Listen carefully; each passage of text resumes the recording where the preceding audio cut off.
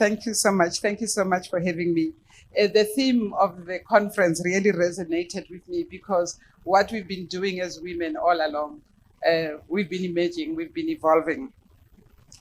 My wish is that one day we will be gathering here and we will no longer be talking about emerging. We would be there as women. I have a sneaky suspicion that we've always been there, but we don't know that and we don't recognize it. Women have been trying to break away from norms and standards set by society over the years. Year after year, we've been marching for equal rights, and that's the most painful bit, fighting for a rightful place in the world. It's becoming clearer and clearer that, woman, you are on your own. No one is going to do it for you. We have started to smash down centuries of patriarchy. However, it's not yet Uhuru. We still have a very long way to go, especially in the workplace. It's about time that we shatter toxic masculinity, patriarchy, and the imposter syndrome. So I slept very late for other reasons. So I decided to just check what the dictionary says about the words that we talk about. And I suspect if we can start focusing on those events in our lives, we probably would own up this journey as women and get to a point where we really smash this whole issue around the gender bias. The dictionary tells me that patriarchy is a system of relationships, beliefs, and values embedded in political, social, and economic systems that structure the gender inequality between men and women.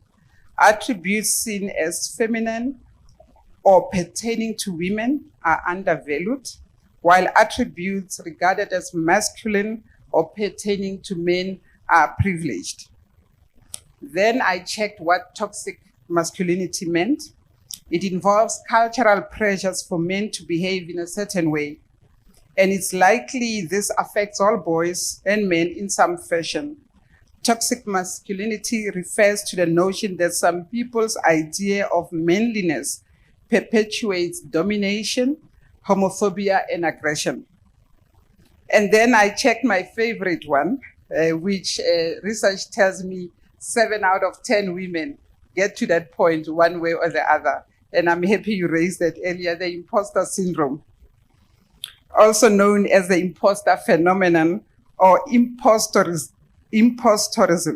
is a psychological occurrence in which an individual doubts their skills, their talents, or accomplishments, and has a persistent internalized fear of being exposed as a fraud. How many of us felt like that this week? I did. Like an example, like I work at a very interesting place. I've seen a lot of my colleagues out here, so if you repeat it out of here, I'll deny it. So when you get to have a new board, all of us as the executive, we wait to be fired. And then you go through the emotions of, do you belong here? And I've gotten to the point that I belong. I belong, and there is no one who has made you. That means there's no one who's going to take anything away from you. So I believe that if we understand those barriers that lead us to get to a point that as women we feel we are not worthy, it's important that we tackle them head on. Why do we always feel like we don't belong? And if we feel like imposters, not only at work, sometimes we even do it at home. We do it in society. We do it in institutions. I work a lot with organized labor as well. If you look at the members of labor movements today, the majority of them are women. But when you see the elections, and the same pertains to the ANC, when the elections come to appoint women in positions, the women vote and they lobby for men. Why is that? Why do we always have feelings of self-doubt? Why do we second-guess ourselves and we second-guess those around us? Why, when we have a woman standing in front of us, we start by having feelings of, we wonder what they're going to do? I usually use an example. I've been in the executive for the longest time. So what I've seen that happens between men and women is that you'd have an executive making a presentation, and the guy raises their hand before they even finish talking, and they say, Peter Pule, Chair, I just wanted to tell you that what you said resonated with me. And then the rest of us as women, we're sitting there, we're hoping for this biggest idea. And then the meeting ends, and then let me tell you what, when the chairman meets this Peter guy who basically knows nothing, the next time they remember them. So why are we overcompensating as women and putting ourselves under pressure? Why are we putting in the long hours? Why are we working harder than everybody because we're trying to prove a point? And why are we apologizing for feminism? Why are we apologizing for women empowerment? So I run the ESCOM Women Advancement Program, and every time there'll be pushback to say, but why are you not saying anything about the men? I said, no, we're working on the women now. Don't worry about the men, they're taken care of.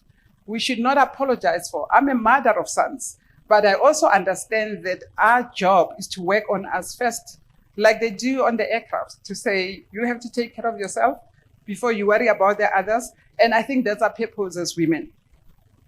In truth, as women, we were never meant to belong in these workplaces. Our presence in most of these spaces is a result of decades of grassroots activism and begrudgingly developed leadership. In 2022, you still hear people talking about, why are we doing gender equity? Bias practices routinely stimulate the ability of women to thrive in workplaces. What do we need to do? We need to remember every day that we are here because we belong. We do not require any permission to be anywhere. We belong. We are here, we've arrived. The last time I checked, we are 51.1% of the population here. We need to be very deliberate in what we're doing, especially our careers. Don't allow anybody to determine where you should go. Set up your plan, execute it elegantly. And if you look at 2022 in South Africa for a young Black woman, there are so many opportunities. Previously, you'd not even have access to education. Now you've got all the opportunities, you've got a lot of industries, you've got government supporting. There is no way in 2022, if you are younger than me, you'd say there are no opportunities. I like this quotation I wanted to share with you. It's from a Nigerian writer, Chimamanda Achi. I met her equally. Not if only, not as long as I met her, full stop. So if we remind ourselves every day, irrespective of where we are in our lives, I think we'll be able to wake up the next morning seeing hope.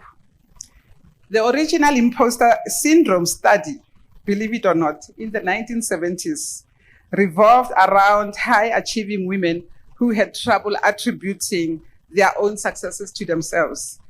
Dr. C and I, as we were driving here today, we were talking about this whole issue and the dynamics at work and so on.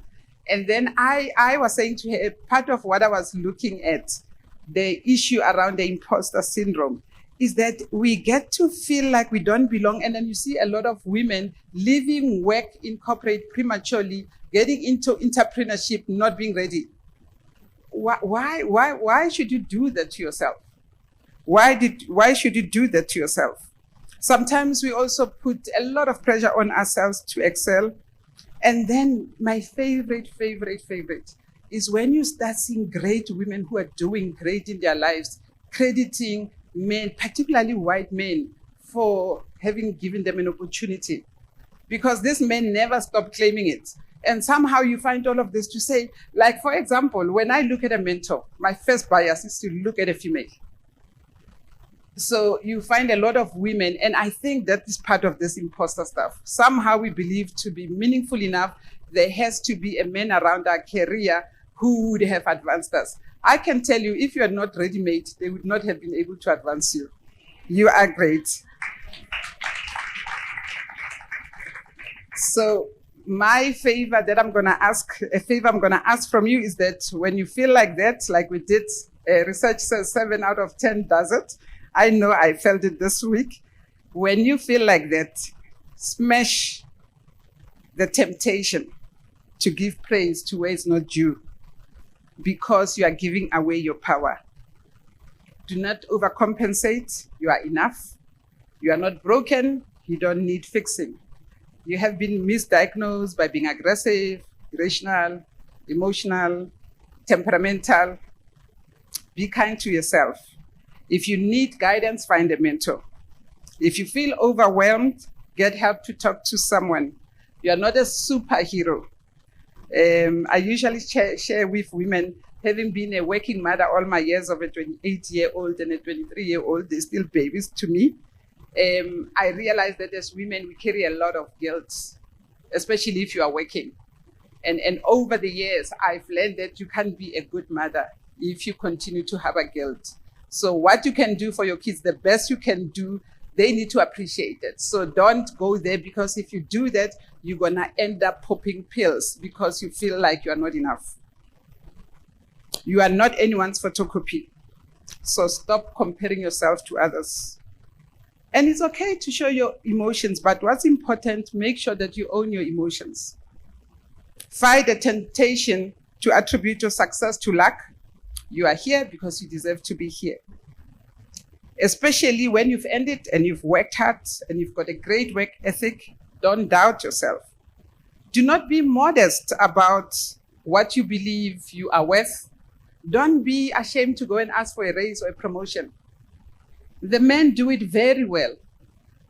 So how many of you often feel like you have to overwork yourself and achieve and get accolades from everybody before someone then sponsors you and says, maybe it's time for your promotion? I can tell you, no man spends any sleepless nights worrying about your progression.